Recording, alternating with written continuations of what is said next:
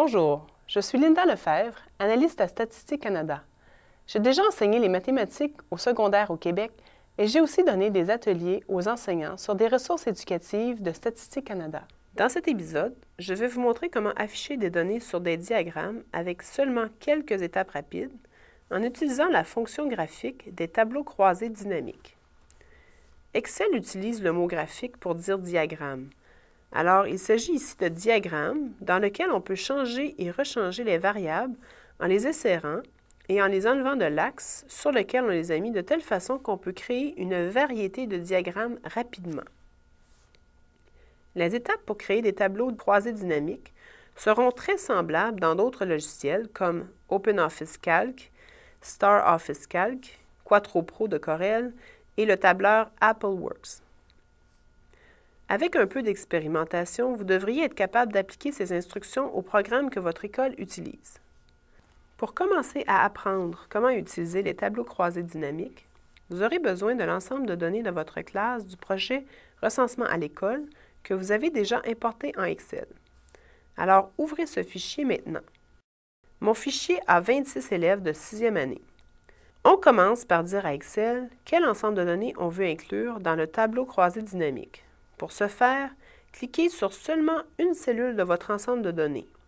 Évitez la première et la deuxième rangée, mais à part ça, ça va. Maintenant, pour trouver l'option graphique des tableaux croisés dynamiques, allez au menu Données et choisissez Rapport de tableau croisé dynamique. À la question Quel type de rapport voulez-vous créer? Assurez-vous de cocher l'option Rapport de graphique croisé dynamique avec rapport de tableau croisé dynamique.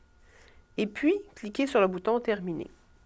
Un diagramme vide va apparaître à votre écran avec une liste de champs de tableaux croisés dynamiques contenant une liste de toutes les variables de l'ensemble de données. Pour créer notre diagramme, on va aller chercher des variables de cette liste et les amener dans la zone grise où c'est écrit « Déposer données ici ». D'abord, ce genre de diagramme a besoin d'une variable qui lui permet de compter le nombre de cas ou, dans cette situation, le nombre d'élèves dans l'ensemble de données. Pour lui fournir cette variable, prenez n'importe quelle variable qui a des données catégoriques, écrites en texte, dans la zone grise. Je vais utiliser la variable sexe. Vous verrez une seule barre apparaître, indiquant une fréquence de 26.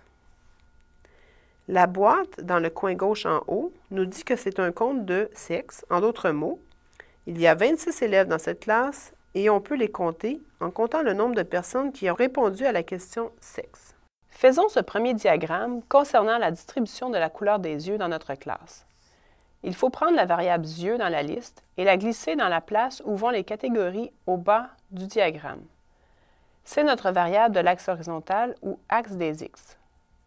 Alors, cliquez sur le mot « yeux » et en gardant le bouton de la souris enfoncé, amenez-le là où vous voyez les mots « Déposer champ de série ici » et laissez aller le bouton de la souris. Presto! Un diagramme de la distribution des couleurs des yeux. Supposons que nous voulons créer un nouveau diagramme pour voir si les élèves sont droitiers ou gauchers.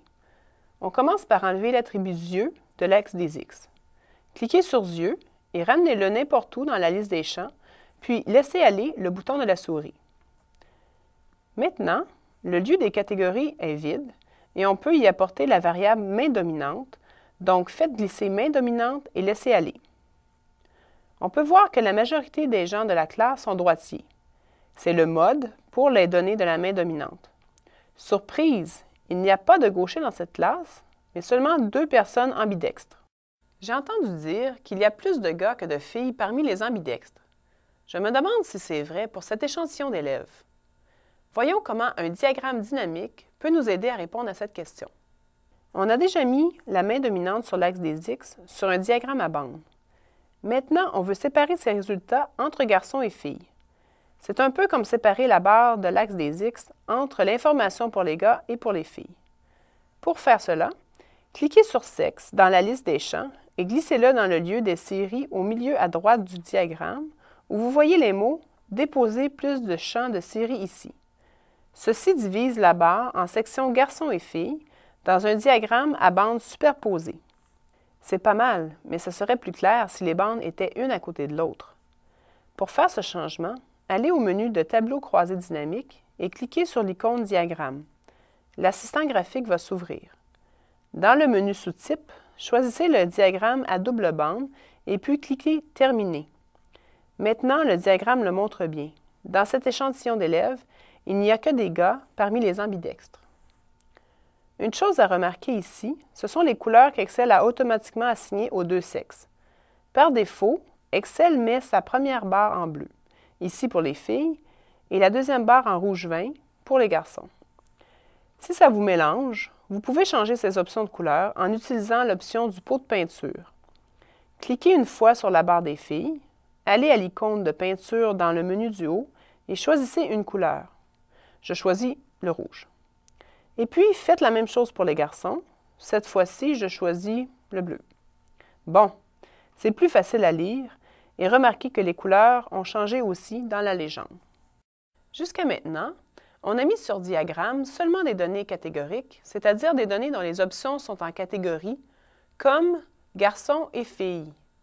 Voyons voir comment on peut utiliser les graphiques croisés dynamiques pour faire un diagramme avec des variables numériques.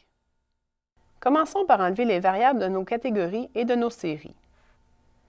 Puisqu'on va faire un diagramme de données numériques, il faut aussi enlever les données catégoriques qu'on a mises dans la boîte compteur. Alors, ramenez le sexe dans la liste des champs. On est revenu au champ de départ. Pour faire un diagramme des données de la taille, commencez par amener la taille dans la zone grise. Une seule barre apparaît, montrant une fréquence d'environ 4000. Qu'est-ce que ça veut dire?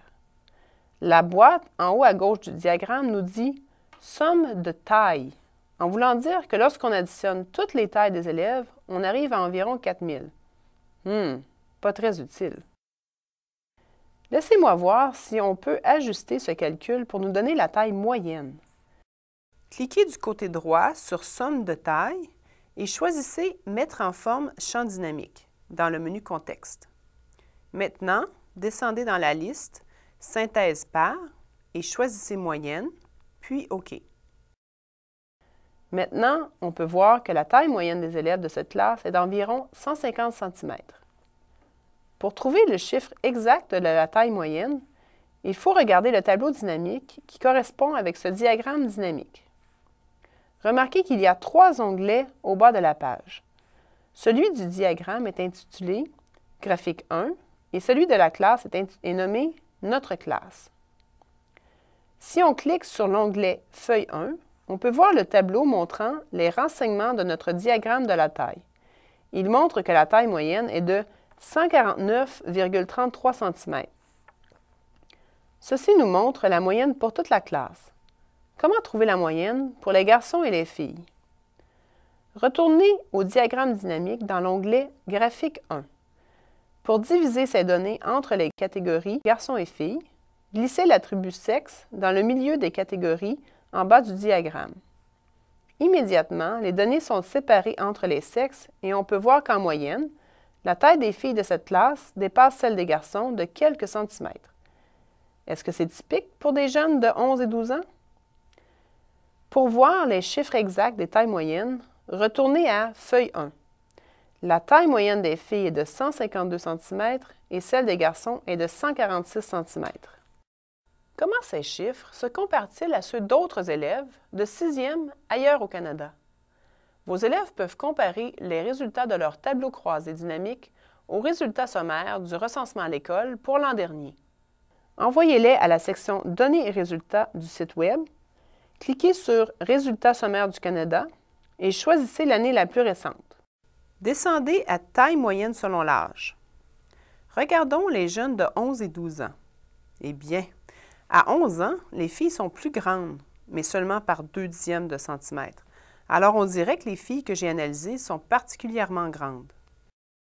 Il y a de bonnes leçons avec lesquelles on pourrait utiliser des tableaux croisés dynamiques parmi les activités pédagogiques du site du recensement à l'école. Dans la section 4e année à secondaire 2, regardez la leçon intitulée « Notre classe est-elle bizarre? Le recherchiste, c'est vous? Ou êtes-vous un élève modal? » Dans la section secondaire 3 à 5 et cégep, les tableaux croisés dynamiques serait très intéressant pour accompagner les activités analyse des données de la classe. Essayez les tableaux croisés dynamiques et leurs diagrammes dans votre classe. Ils sont utilisés à travers le monde et vous pouvez être sûr que vous donnez à vos élèves une aptitude qu'ils pourront utiliser tout au long de leur carrière d'apprentissage et au travail.